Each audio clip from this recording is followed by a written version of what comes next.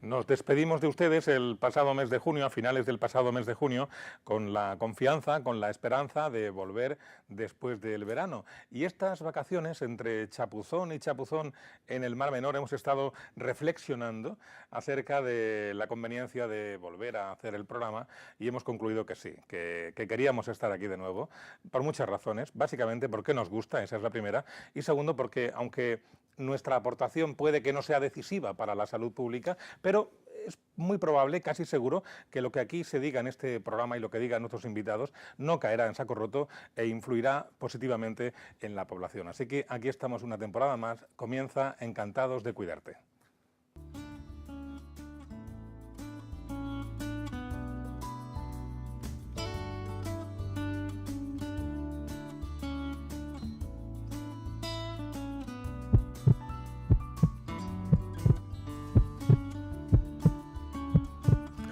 ¿Qué tal? Buenas noches, señoras, buenas noches, señores. Bienvenidos todos a esta nueva etapa. Creemos que es ya la cuarta temporada de Encantados de Cuidarte.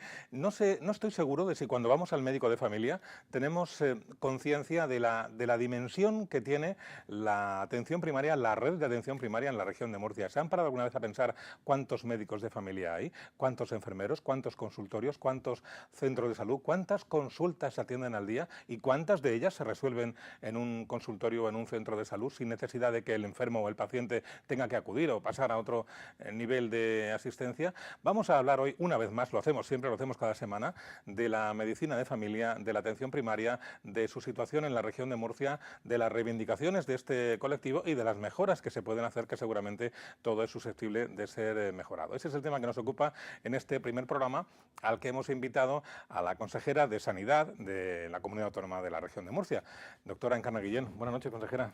Muy buenas noches. Bienvenida. Encantada de estar aquí. Hemos estado estas semanas atrás que cada vez que veíamos el periódico o oíamos la radio nos encontrábamos con la consejería en portada, o el incendio del Hospital Santa Lucía, o la polémica por las prácticas de la Universidad de Murcia, o el cambio en la gerencia del Servicio Murciano de Salud. En fin, dicen que después de la tempestad viene la calma. Empiezan ya a encauzarse las cosas y a ponerse cada pieza en su sitio dentro de ese difícil puzzle que es la Consejería de Sanidad. Pues hemos tenido un comienzo intenso, es cierto, pero efectivamente la sanidad es un tema sensible y que afecta a muchos ámbitos y eso es una prueba más de ello. Y ahora lo que toca en este momento un poquito más de calma es de ir asentando la estrategia que tiene que dirigir los próximos 4 años de la legislatura para que realmente los objetivos planteados se hagan realidad. Bueno, consejera, en este programa nos acompañan desde el primer día los doctores Juan Enrique Pereñíguez. Buenas noches. Buenas noches. Ustedes ya lo conocen, médico de familia, coordinador del Centro de Salud de Espinardo, y el doctor Juan de Dios González. Buenas noches. Hola, buenas noches. También médico de familia que ejerce en el Centro de Salud, en el consultorio de Librilla, que siempre me confundo con lo de consultorio y centro de salud. Bueno, vamos a hablar con la consejera de los muchos temas que siempre salen en este programa y que tienen estrecha relación con la medicina de familia y con la atención primaria. ¿Quién quiere romper el hielo? ¿Juan Enrique? Por razones de edad, voy a empezar. Bueno, yo lo primero que quería hacer es darte la bienvenida en nombre de la poca o mucha representación que pueda tener de los médicos de familia y de la atención primaria. Te esperamos y te esperamos con muchas expectativas. Expectativas por tu corta trayectoria, pareces una mujer de diálogo y eso lo aplaudimos todos. En segundo lugar, para que sepas dónde te metes, que ya empiezas a saberlo, te quiero regalar mi discurso de entrada en la Real Academia de Medicina, donde hablan de todas las personas que fueron gestores sanitarios, no gestores políticos, sino gestores sanitarios desde el comienzo de la atención primaria desde el año 85. En este documento verás, te lo recomiendo porque es apasionante, verás filias, verás fobias, verás proyectos, verás gente que ha pensado mucho en esto. Yo a todos ellos les tengo un especial reconocimiento e incluso tu actual gerente del Servicio Murciano de Salud, Francisco Aulló, que puedo decir que ha sido un acierto. Casi nunca me tiro a la piscina en estas cosas, pero conozco a Paco desde hace muchos años. Es un hombre decente, es un hombre digno y es un hombre con conocimiento de lo que lleva entre manos. Creo que ha sido un verdadero acierto y no me voy a equivocar, Aquí también está Paco, tú sabes que fue en su momento gerente del Servicio Murciano de Salud y te lo voy a regalar con todo el cariño del mundo con la promesa de que lo leas, porque además te va a ser extremadamente interesante. Pues Va a ser extremadamente muchísimas interesante. gracias, porque la verdad el documento promete ser un documento de mucho interés, y indudablemente que me lo leeré y seguro que tendremos la oportunidad de comentarlo juntos. Claro, ahí hablan las personas, hablan de su intimidad, yo creo que algo muy, muy sensible y muy interesante. Juan de Dios ya te ha puesto el listón muy alto, porque Juan de Dios está preparando Sí. su ingreso en la Academia de Medicina de Murcia, ¿no? Sí, en eso estamos, sí. Para finales de noviembre se supone que leo el discurso de ingreso. ¿Y de qué vas a hablar? Del PAS, del Programa de Atención de Prevención y Promoción de la Salud. Sí. Ese es un tema que nos interesa mucho a los médicos de familia. Este programa está orientado fundamentalmente a los temas de promoción y prevención. El tema diagnóstico, terapéutico, etcétera, forma parte del acervo habitual de la medicina, pero esos dos aspectos yo creo que definen claramente las diferencias de la medicina de familia, ¿no? Entonces, en este sentido, nosotros echamos mucho de menos tener pues una serie de instrumentos, de facilidades, de menos rigidez horaria, etcétera. Hay un montón de complejos o de historias que acompañan a la promoción y a la prevención, que sería muy interesante que tanto el Servicio Murciano de Salud como tú tuvieras conciencia a la hora de establecer actividades, por lo que hemos hablado muchas veces, de ir a los colectivos más sensibles, o ir a los colegios, o ir a los barrios marginales, que en fin, que existen, y ahí deberíamos de establecer alguna Hacemos una prioridad. cosa, Juan Enrique. Sí, Tenemos sí. preparado un vídeo muy cortito, Muy dura bien. 3 minutos nada más, Adelante. que resume un poco esto que estábamos comentando, de cara sobre todo al espectador, que sepa que la atención primaria es algo más que el médico que hay en su centro de salud o el enfermero que le atiende. Es una extensa red que presta un servicio de primer orden en la región de Murcia. Vamos a ver ese vídeo y ahora seguimos hablando.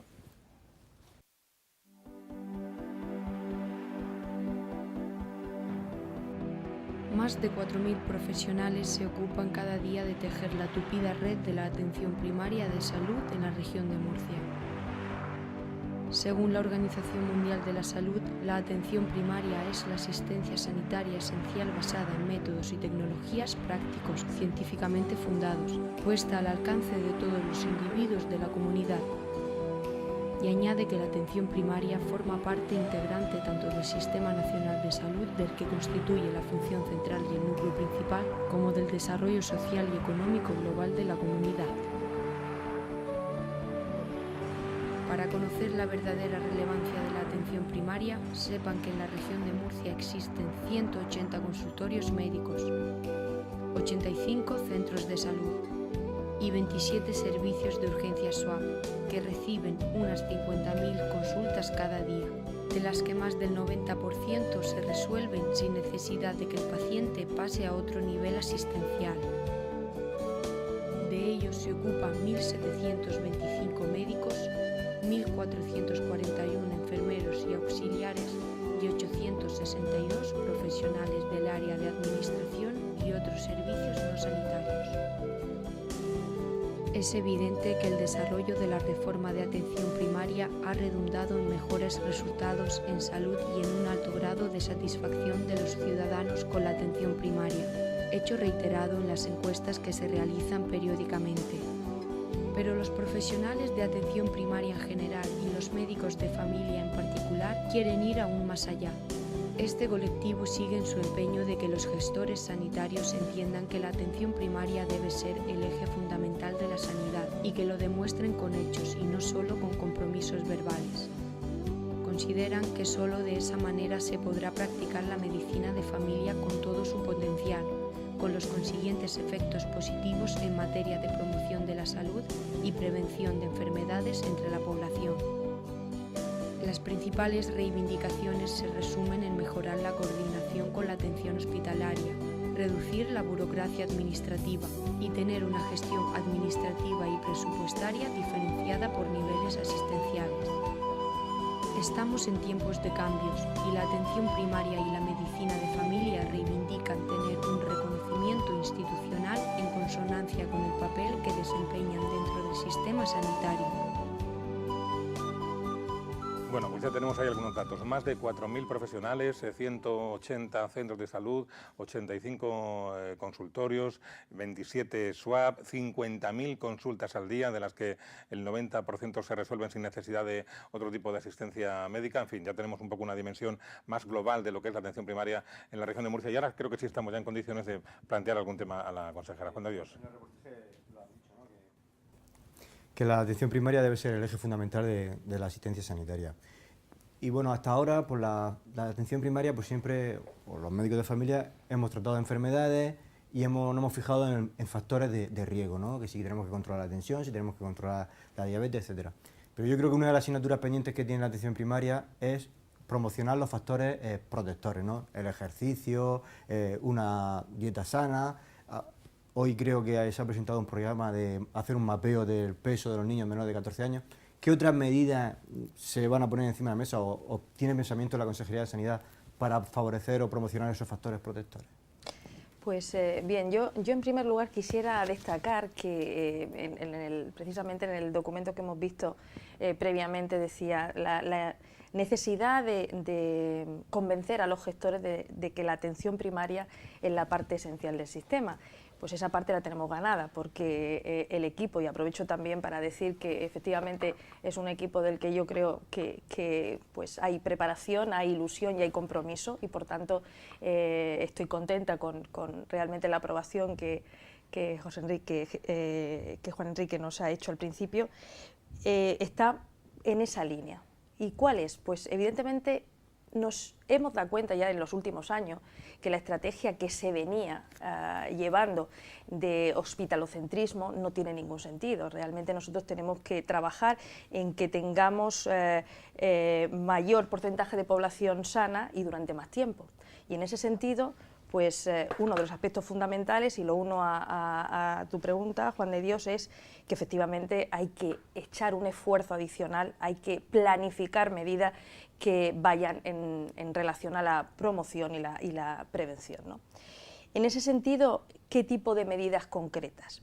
Pues en primer lugar, lo que quiero decir, y parece a lo mejor poco importante, pero tiene un gran impacto, lo primero que hemos hecho a la hora de llegar a la consejería ha sido reorganizar competencias, porque es cierto que durante estos años ha habido iniciativas importantes en ese sentido, pero que probablemente la falta de coordinación y conexión ha hecho que sus resultados no puedan ser realmente de impacto, ¿no? Esta reunificación de competencias y además pensar de una forma transversal nos va a ayudar a que desde el esfuerzo de salud pública, desde el esfuerzo del Servicio Murciano de Salud, con la colaboración de educación, con la colaboración incluso para sectores más vulnerables de lo que puede ser la Consejería también de Familia e Igualdad, nosotros hagamos programas bien compactos que se traten de medidas para efectivamente el promocionar hábitos saludables. Hoy precisamente es el Día Mundial del Corazón, ¿no? Y efectivamente quizás lo más importante que se puede decir es que hay que tener hábitos saludables, hay que cuidar la alimentación, hacer ejercicio, en fin, llevar una serie de condicionantes a tu vida que van a ser mucho más impactantes a la hora de prevenir enfermedades cardiovasculares que cualquier otra idea que se pueda transmitir. Entonces, como digo, esa primera línea es la de coordinación de todos los esfuerzos de la Administración junto con los profesionales para que realmente esos programas lleguen como deben de llegar al usuario, ¿no? A los ciudadanos. Esto además acompañado de unas medidas de evaluación, que es muy importante evaluar el cómo se han hecho las cosas y qué resultados han dado para posteriormente modificar.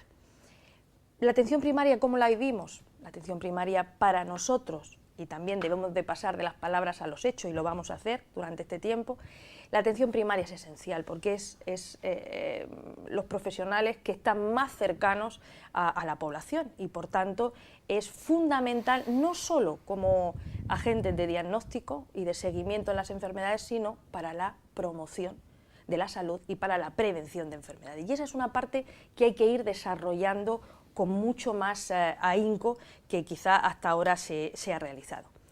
Y por supuesto, todo ello no debe ser una pieza separada del resto del sistema, sino que hay que asegurar una verdadera continuidad asistencial y también hay que meter a la atención primaria en la necesidad de seguir investigando en salud y en resultados de salud y en medidas aplicables. Entonces, todo esto va a ir desarrollándose en una serie de apartados, tanto de lo que son de los aspectos de promoción y prevención de la salud, de la asistencia sanitaria y también en investigación se va a ir reflejando. Yo es que te oigo hablar y claro, estas cuestiones son incontestables. Eso es así, eso debería ser así. Creo que es parte de una premisa real, ¿no? Si no lo creemos esto, nosotros somos la atención primaria, el eje del sistema. A mí yo ya denosto el tema de la puerta de entrada, creo que habría que ir cambiando ya y poner en la entrada un sofá, para que la gente, el sofá del sistema donde entre la gente, ¿no? Pero sí es verdad, y lo hemos repetido en distintos programas y en distintos foros, que la atención primaria recibió un duro batacazo cuando se eliminaron las gerencias de atención primaria. Tú sabes que convivían las gerencias de hospitales y las gerencias de atención primaria, bajo la promesa de que el área única, que es lo que contempla la norma, que es lo que contempla la ley, dinamizaría mucho más, digamos, la fluidez de coordinación con el hospital, ¿no? ¿Cuál es la realidad? La realidad es que tenemos unos servicios centrales que, de alguna forma, tienen una capacidad de parir instrumentos de programación muy interesantes que no llegan al final. ¿Nosotros de quién dependemos? Dependemos de la gerencia. ¿Y qué es lo que ocurre? Que las gerencias tienen, los hospitales, una potencia de tal nivel que no podemos respirar. Pero no es porque no queramos. Yo el otro día lo hablaba con el nuevo gerente de la Risaca, Marqués, que además nos causó una muy buena impresión, de 15 centros de salud frente a un top. Nosotros todavía no hemos llegado, por ejemplo, a conocer, lo digo por los aspectos de coordinación, no llorado, yo ya vengo llorado, llevo muchos años ya, pero a la hora de la coordinación, lógicamente, unos gerentes, unos directivos tienen que atender de una forma mucho más, por necesidades del servicio, a una estructura como puede ser la Risaca o el Morales, etcétera, de una forma mucho más intensa. Nosotros llevamos reivindicando, no porque sea la reivindicación de conocer, que también, cuáles son los presupuestos que se dedican al hospital y a la atención primaria, para saber cómo nos movemos, dónde nos movemos, ¿no? Y estas reivindicaciones que hacemos, que además son sensatas, son lógicas, es decir, queremos saber dónde estamos, queremos saber cuánto costamos, dónde podemos mejorar, qué más cosas podemos hacer, son reivindicaciones que llevamos haciendo muchísimo tiempo. Y si realmente nos creemos que somos el eje del sistema, yo hay un tema cuando quiero polemizar con mis amigos del hospital o con los genetistas, siempre les digo lo mismo, digo, un momento, no darme protocolos, pedirme protocolos de actuación. ¿Qué haría un médico de primaria para agilizar el proceso de ver a una persona mejor, más rápido, cuanto antes? Y para eso tengo que enfrentarme, entre comillas, a 50 y tantas especialidades. Me muero. Luego, con un mensaje positivo. Yo creo que tú has dado en la diana, y la diana es la coordinación. La coordinación, porque es absolutamente necesaria, y todo el mundo llegamos con esa intención. No lo digo por ti, lo digo por mí mismo. Pero cuando nos enfrentamos a la realidad no son los servicios centrales, no es la gestión del Servicio Murciano de Salud, que naturalmente tiene una importancia decisiva, la importancia de la política sanitaria es decisiva, ¿no? Pero el operativo está en las gerencias de primaria. Y ahí yo te pido, en nombre de todos, iremos contigo con la manifestación, de que, si no igualar, porque esto del igualitarismo es una tontería, creo que lo que hay que reivindicar es que las necesidades de la primaria sean asumidas por la gerencia de los hospitales o la gerencia del área única, como si fueran tan importantes como las reivindicaciones del hospital. Así de sencillo. ¿Qué opinas, consejera? Yo opino que la atención primaria tiene un papel relevante en el sistema y, por tanto, yo creo que esas reivindicaciones que ahora mismo me ha expresado son perfectamente lógicas, esa continuidad asistencial debe realmente materializarse, ¿no? Entonces, es cierto que también se ha hablado mucho al respecto, pero hay que dar pasos concretos para facilitar esa continuidad asistencial, que yo creo que la necesitamos los profesionales, pero también el paciente, que si el eje del sistema es la atención primaria, el centro del sistema y el objetivo es el paciente, y la mejor calidad del paciente y la mejor atención sanitaria del paciente o del usuario ciudadano en general, que prevenimos la enfermedad. No tiene por qué ser nuestro centro ya un paciente, sino también el individuo en su etapa de salud para mantenerla durante más tiempo. Es esencial. Para mí ese aspecto es esencial. Es esencial, y además yo creo incluso que aludías a los protocolos. Realmente lo que se ha manejado hasta ahora es la confección de esos protocolos desde hospitalaria para darlo a la primaria, sin ni siquiera participación de la primaria en esa situación. Y eso hay que cambiarlo, hay que intentar poquito a poco que eso se vaya corrigiendo y que realmente la participación sea común, porque en el fondo los profesionales que están en el hospital ven una realidad que tiene que ser matizada por la que ve el profesional en atención primaria, y que en el fondo eso tiene que estar coordinado para que el paciente se sienta absolutamente seguro de que existe comunicación claro, y que pues, está consejera, adecuadamente consejera, cuidado. Es que justamente al revés. El otro día tuvimos una reunión magnífica con cinco jefes de servicio que nos ofrecían, con los aspectos de la telemedicina, que me parece un avance de primer nivel, nos ofrecían formas de actuación frente a problemas agudos para poder resolverlos cuanto antes. Fíjate que es una idea magnífica, magnífica. Había 5 protocolos distintos, más 45 más que esperábamos, al final tiramos el bolígrafo. ¿No será mejor al revés? ¿No será mejor dar protagonismo al médico de atención primaria junto con nuestros compañeros del hospital? Porque las necesidades reales de los pacientes, no por nada, sino porque pasamos más tiempo con ellos, las conocemos nosotros. Háganse protocolos de lo que haga falta, de cuáles son las necesidades de la población. Pues estos protocolos hay que hacer, pero que se generen donde se produce la necesidad, y es la atención primaria. Hay otro aspecto, que es lo que estábamos hablando, colaboración con, digamos, con igual protagonismo de las partes, claro. Colaboración y coordinación. Además de eso, evaluación de resultados. Hay que medir, porque si no, no sabemos lo que estamos haciendo ni el impacto que tiene. Y es fundamental. Y sobre eso hay que ir trabajando y construyendo. Entonces es mejor pararse un poquito a reflexionar, pensar cómo estamos y empezar a planificar acciones siempre basado en ese principio. Y yo creo que así iremos progresando, aunque sea a una velocidad menor de la que nos gustaría, pero en la dirección segura, ¿no? Yo creo que básicamente uno de los grandes problemas es la coordinación. Y si nos vamos a casos más concretos, por ejemplo, el paciente que yo derivo al hospital o va a la puerta de urgencias, resulta que no se acuerda de la medicación que está tomando, no se acuerda de qué analítica han hecho últimamente, etcétera. Resulta que en primaria se trabaja con un programa informático OMIAP. En los hospitales se trabaja con un programa Selene, parecen los Roper, no se pueden ni ver. A los médicos del centro de salud no han dado acceso al Selene para saber lo que se le está haciendo en el hospital. Sin embargo, a los médicos del hospital no se le ha dado acceso al OMI. Se le va a dar acceso al OMI como se han hecho otras comunidades autónomas, que al final del hospital tiene acceso a los otros programas y el del centro de salud tiene acceso a los otros programas. ¿O aquí se va a hacer otra cosa para que del hospital pueda saber lo que se le ha hecho en primaria a ese paciente? Bueno, pues a mí esa pregunta me encanta, porque tenemos una respuesta y además un objetivo concreto, ¿no?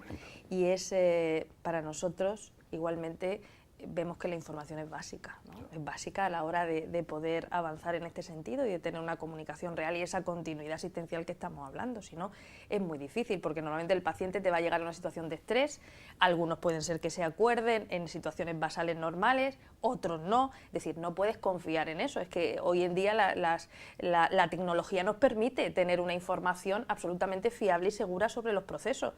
Entonces, es fundamental para nosotros comunicar atención primaria y hospitalaria, y también ser capaces de dar información al paciente, ¿eh? O sea que habíamos hablado antes incluso de ese concepto de transparencia, de ver lo que se dedica a cada parte de la gerencia.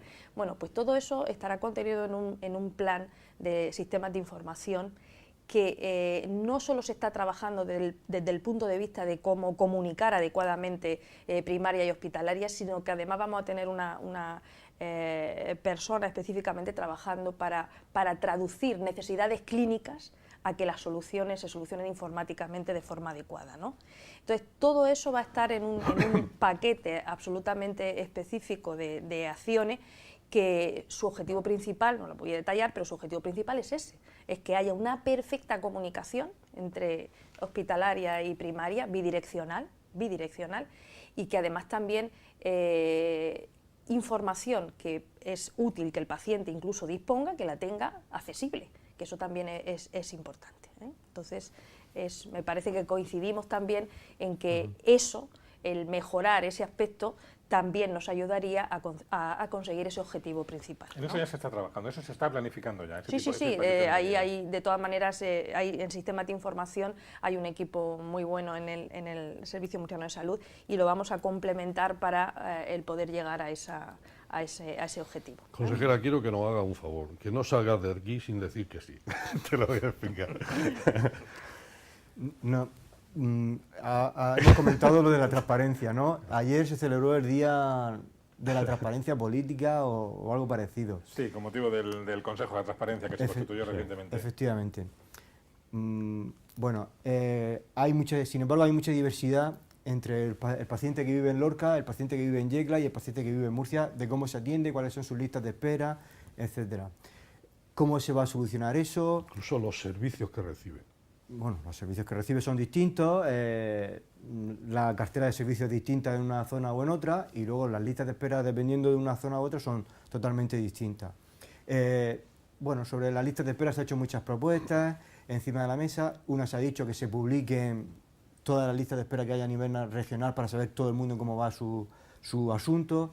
¿Qué se va a hacer sobre eso? Se ha planteado que la gestión de la lista de espera se centralice y la de Lorca, Murcia, Cartagena, Yecla, Cieza la lleve una persona determinada centralizada para que sepa realmente en tiempo real cómo va la cosa. Se va a poner encima de la mesa la posibilidad de traspasar pacientes de un área a otra para agilizarle la solución de su Pero problema. Juan, lo que el público quiere es que no haya listas de espera. Entonces, ¿cómo agilizar las listas de espera? A mí que lo haga el fulano o el mengano, perdón, Ya, pero me da lo mismo. Pero muchas ¿O no, Bueno, Pepe? pero los recursos son pero limitados. tiene- Sí, todo eso está muy bien, tiene eso que lo su- diga ella. Pero... Vamos a ver, en primer lugar, el reducir la espera es un objetivo prioritario y está claro que esto es lo que quizá en estos momentos, a pesar de las disquisiciones que estamos teniendo esta noche, pues para el paciente sea lo que más le llega, ¿no? Si necesito pues una intervención quirúrgica o una consulta, el tenerla cuanto antes. Entonces nosotros como objetivo de legislatura nos hemos planteado el bajar esos tiempos por debajo de la media nacional. Y ahora a corto plazo es evidente que tenemos que hacer un plan de choque importante porque sobre todo nos importan todas las listas de pruebas, las listas de espera de pruebas, de consultas y quirúrgica, pero la que está más desfasada es la lista de espera quirúrgica.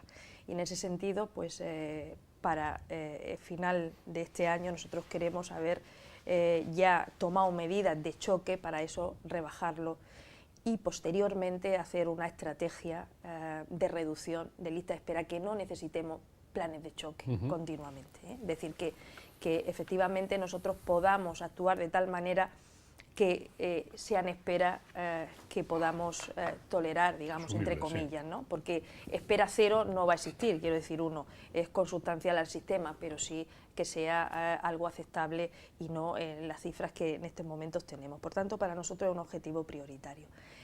¿Qué es lo que se persigue también de la Consejería? Pues en primer lugar de ese objetivo de transparencia que también en la comparecencia en la Asamblea especifiqué también algunos de estos aspectos. Entre ellos entra el que se publiquen carteras de servicio, que se publiquen las listas de espera por área, etcétera. Todo eso es nuestro deseo. Y digo que como objetivo también está el resolver inequidades y desigualdades en el acceso por áreas.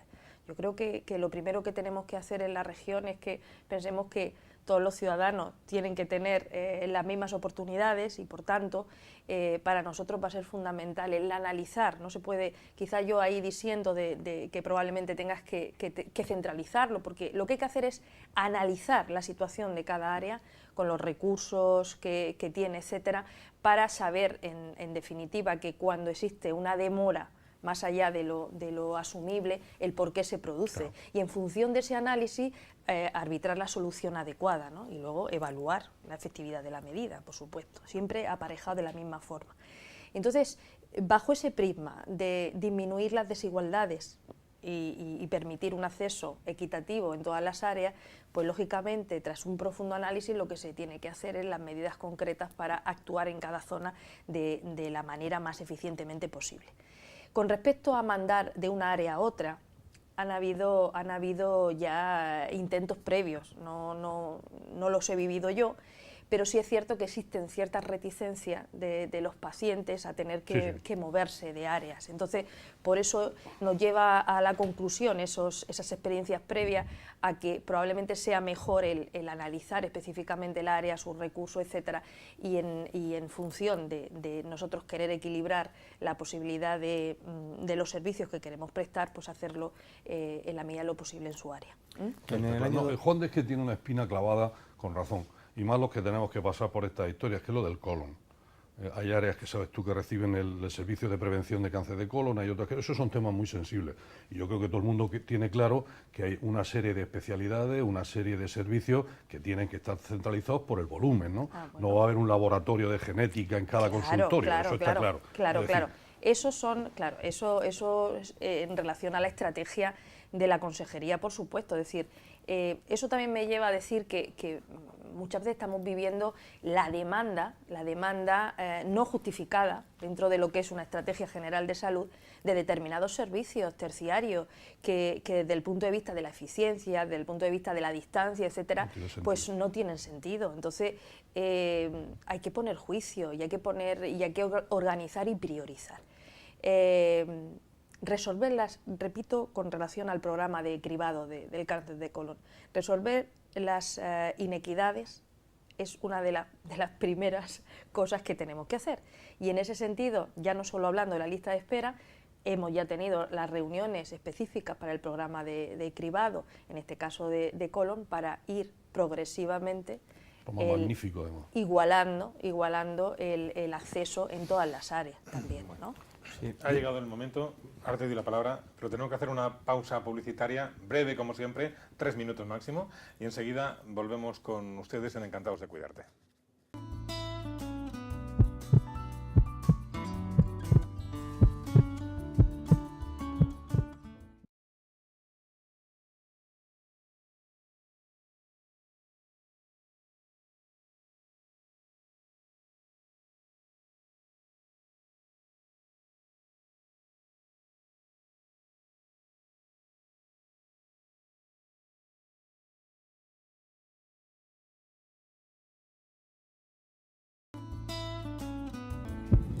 Segunda parte de Encantados de Cuidarte, para los que se hayan incorporado tarde. Estamos en el primer programa de la nueva temporada y hoy nos está acompañando la consejera de Sanidad de la región de Murcia, Encarna Guillén, con nuestros 2 colaboradores habituales, los doctores Juan Enrique Pereñíguez y Juan de Dios González. Estamos hablando de medicina de familia, de atención primaria, de los servicios que tenemos y de las cosas que se pueden mejorar, que son muchas. Pero aún así, sabiendo que aún se pueden mejorar muchas cosas y que la Administración tiene conocimiento de ello y que además tiene la voluntad de hacerlo, hemos querido preguntar a algunos ciudadanos de la región de Murcia. Sabemos que las encuestas que hace periódicamente Estadística dice que el índice de satisfacción de los usuarios es muy alto con respecto a la atención primaria, pero hemos querido hacer también nuestra pequeña encuesta doméstica y casera y los resultados coinciden plenamente. Vamos a verlo. ¿Qué opinión tiene sobre la atención que le presta su médico de familia?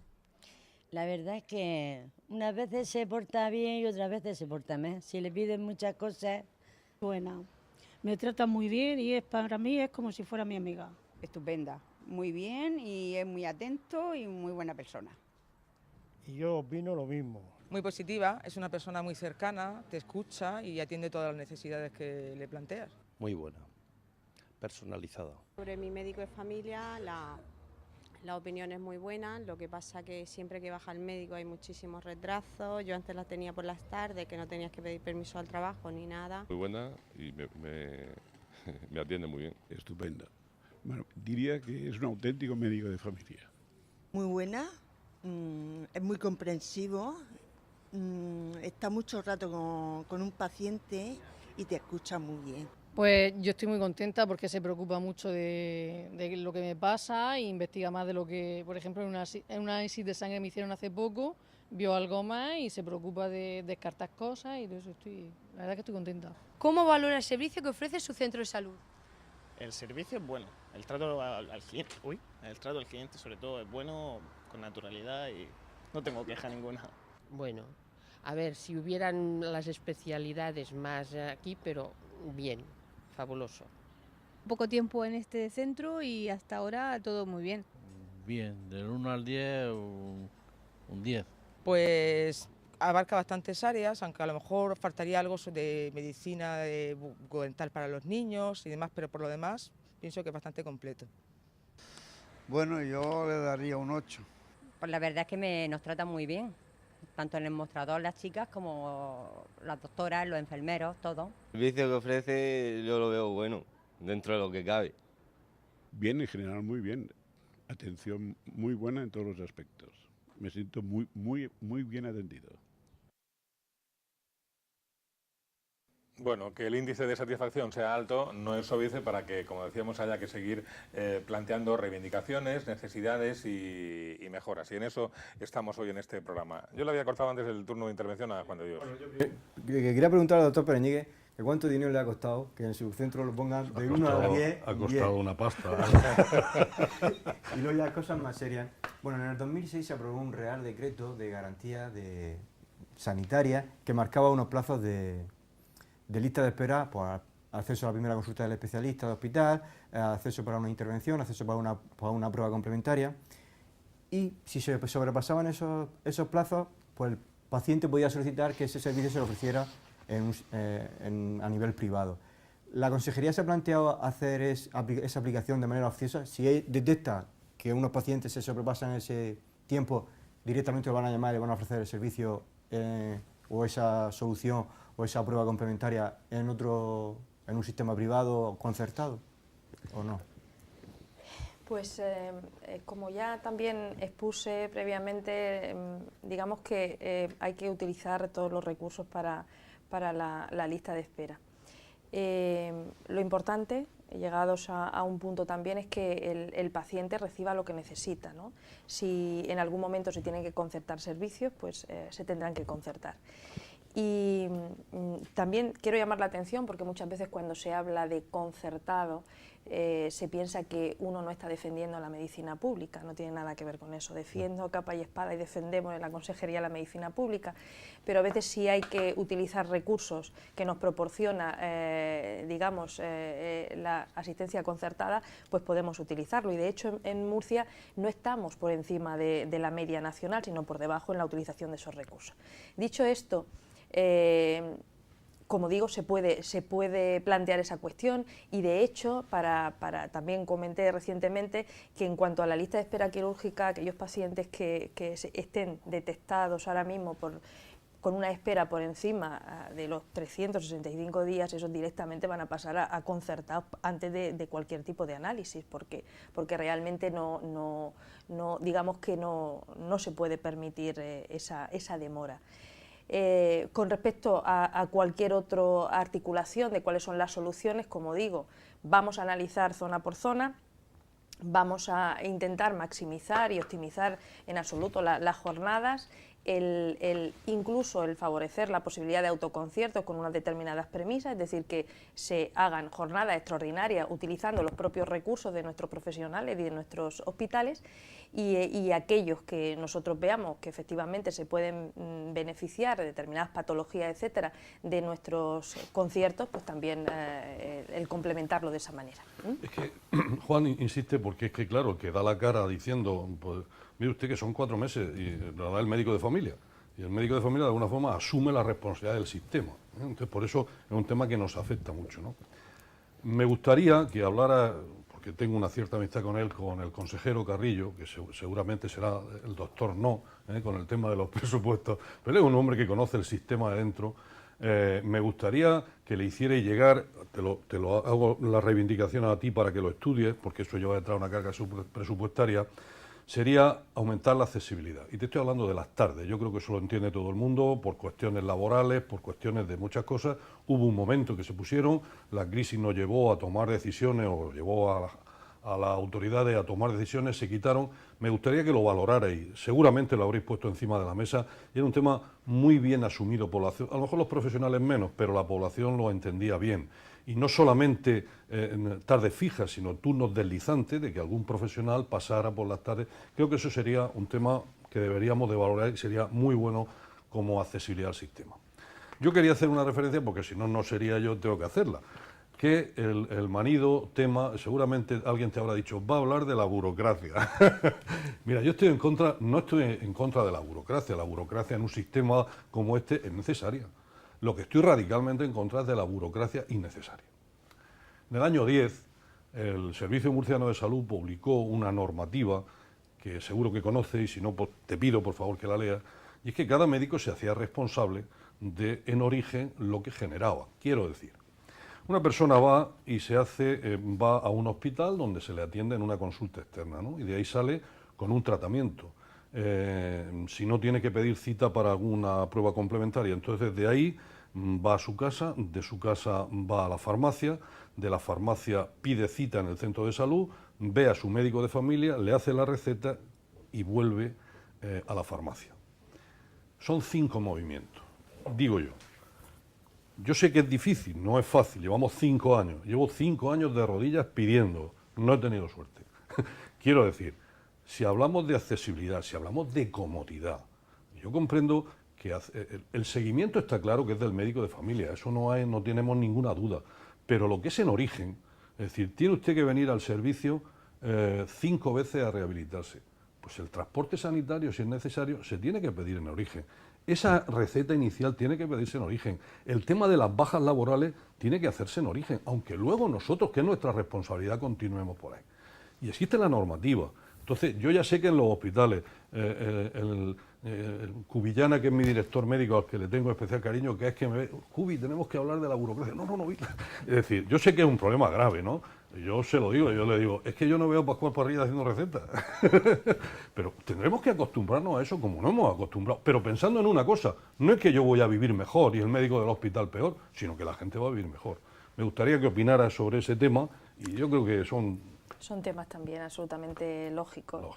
Porque no se puede sobrecargar solamente a unos profesionales de las necesidades que tienen los pacientes, sino que esto se tiene que repartir en la manera adecuada, es decir, que si desde el hospital se receta un fármaco, pues que realmente ella llegue con su receta. De hecho, ahora mismo uno de las acciones específicas es implantar la receta electrónica en el hospital, porque es necesario que ella salga con su magnífico resultado en primaria. Efectivamente. Entonces, eso está clarísimo, hay que repartir la burocracia si queremos que acciones fundamentales se realicen. Que cada uno Pero la es suya. que además, aprovecho, porque es que yo creo que la atención sanitaria es la atención que debe hacerse en equipo.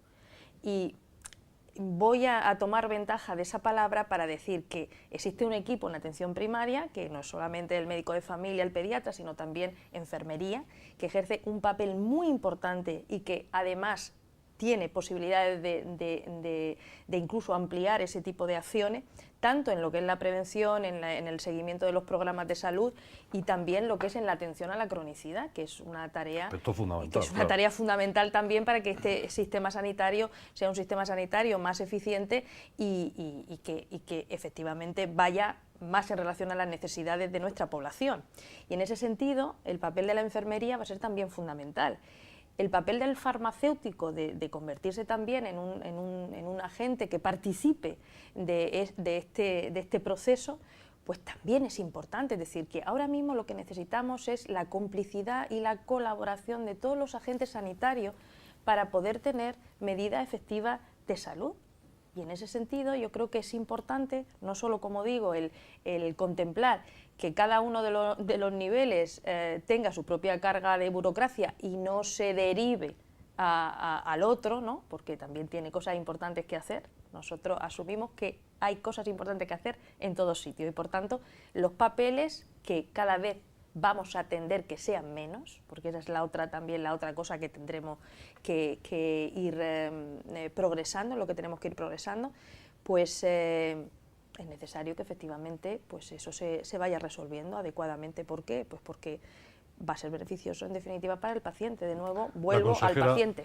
La consejera es hábil, de la burocracia ha pasado al trabajo en equipo y yo estoy de acuerdo con ella. Es decir, este no es un tema de los del hospital contra los de primaria y los enfermeros del crónico, no. Es decir, el problema de la burocracia es el que es. Y tanta carga burocrática tiene un médico de hospital como un médico de atención primaria, o debe tenerla. El papel de la enfermería, como tú hablas de la cronicidad, etcétera, o del tema de los inmovilizados, yo creo que está dando una respuesta inicialmente, ya por lo menos lo que yo conozco, impresionante. impresionante. Yo con el que más me relaciono es con mi enfermero, con Juan Carlos, que fundamentalmente vive en la calle. No es que haga la calle, sino que vive en la calle atendiendo este tipo de cuestiones, ¿no? Y a mí me parece un trabajo magnífico. Nos falta complementarlo con la escuela y con lo que tú hablabas de educación para la salud en distintos focos, y podríamos tener cubierto un aspecto, Sí, pero yo creo muy importante. que, hablando de la enfermería, yo creo que eso sería necesario, la paridad. Si hablamos de un equipo, está el médico, el enfermero, luego un trabajador social que aunque no está en el centro de salud, muchas veces está fuera, etcétera. Pero nos encontramos, por ejemplo, en muchos centros que hay 3 médicos de familia y un pediatra, 4 médicos y solo hay 3 enfermeros, cuando realmente lo lógico sería que hubiera un médico o un enfermero, sobre todo para que el mismo médico trate los mismos pacientes que el enfermero, y entonces, bueno, existe ahí una complicidad y una continuidad, ¿no? Yo creo que eso es una asignatura pendiente, supongo que en la mesa sectorial donde corresponda se valorará.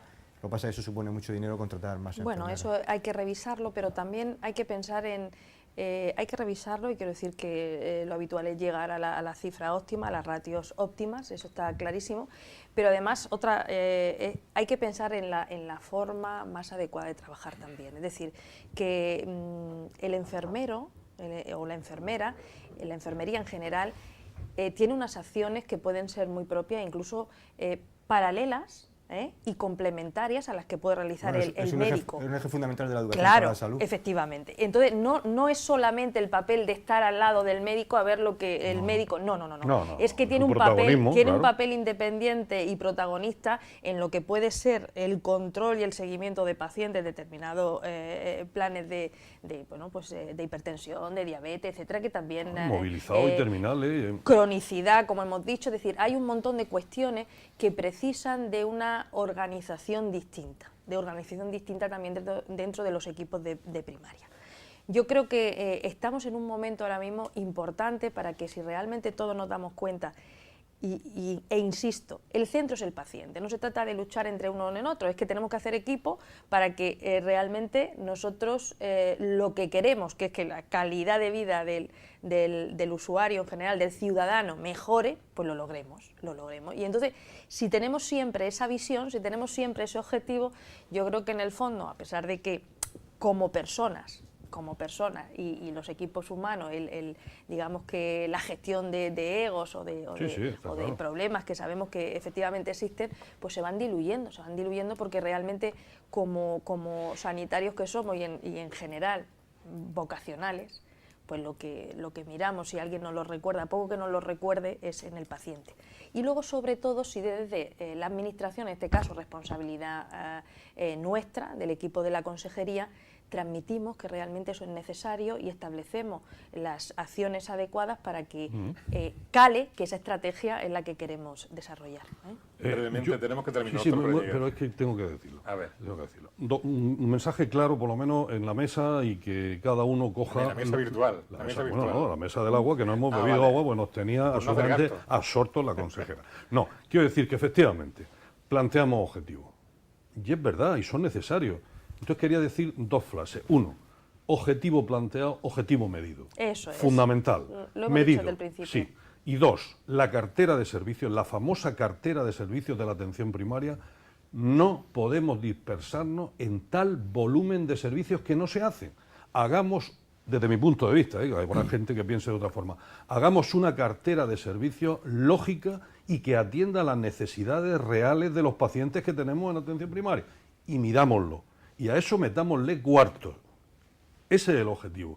Y en eso creo que estamos todos, médicos, enfermeros y tal. ¿Por qué? Porque esas cosas, esos objetivos medidos nos van activando a mejorar. Si no sabemos nada, ni cómo evaluamos, ni cómo... Bueno, te estoy diciendo lo que tienes que hacer. Lo que hemos comprobado. Claro. Que ya objetivo estamos definido, objetivo medido. Así y es. objetivo medido, cuartos que se meten. Juan de Dios. Bueno, yo solo quiero expresar, como ha dicho antes el doctor Pereñique, mi admiración por la valentía que ha tenido la consejera de asumir ese cargo, y bueno, y yo como médico de familia me pongo a su disposición para lo que haga falta. Bueno, consejera, dicen que el papel lo soporta todo. Los micrófonos no le cuento ni lo que soportan, sobre todo cuando estamos en campaña electoral, pero esperemos y confiamos que tenga tiempo y capacidad, bueno, capacidad sabemos que la tiene, para que todo ese sumario de intenciones que nos ha expuesto en este programa pueda llevarlos a cabo. El tiempo lo digo porque lleva 100 días en el gobierno, hay que darle tiempo al tiempo, ¿no? Pero que tenga posibilidad de desarrollar todo ese sumario de intenciones que ha expuesto y que la próxima vez que nos reunamos en este programa podamos contar que se han experimentado mejoras y avances en un sistema que sabemos que funciona bien, la gente está contenta, pero que todavía es susceptible de mejorar aún más. Le agradecemos mucho que nos haya acompañado hoy en el programa. Consejera de Sanidad en Canaguilla, muy amable. Muchísimas gracias y sobre todo también gracias a Sí, los un placer. contertulios. Yo creo que efectivamente este va a ser el punto de encuentro inicial para seguir trabajando juntos, por lo que realmente ya coincidimos que es lo que nos importa, que es la salud de los ciudadanos. Sin lugar a dudas. Gracias. Juan Enrique, Juan de Dios, nos vemos la semana que viene. ¿Hay tema la semana que viene a todo esto? ¿Lo lanzamos aquí en... Es que tiene segunda. En principio hablaremos de la obesidad. De la obesidad. Lo de segunda lo será el doctor Por mí, claro. Por claro. supuesto, por supuesto. Hay que decir que don José y yo estamos a régimen, ¿eh? Yo me voy a poner enseguida. Y van a ver cómo lo hacen los programas estos de televisión, Sí, los sí, realities, sí, van a sí, ver los progresos aquí en televisión. Bueno, pues ya lo comentaremos la semana que viene. Gracias y hasta el próximo martes.